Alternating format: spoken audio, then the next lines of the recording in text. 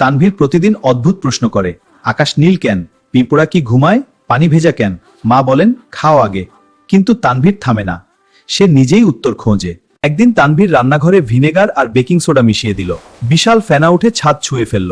মা রান্নাঘরে এসে দেখলেন পুরো ঘর সাদা। তানভীর বলল, মা, এক্সপেরিমেন্ট করছিলাম। স্কুলে বিজ্ঞান প্রতিযোগিতার ঘোষণা হলো। পুরস্কার একটা আসল টেলিস্কোপ। রকেট, তুই পাগল হয়ে গেছিস। তানভীর রাতের পর রাত জেগে রকেট বানাল, পুরনো বোতল, কাগজ, আঠা, রং দিয়ে।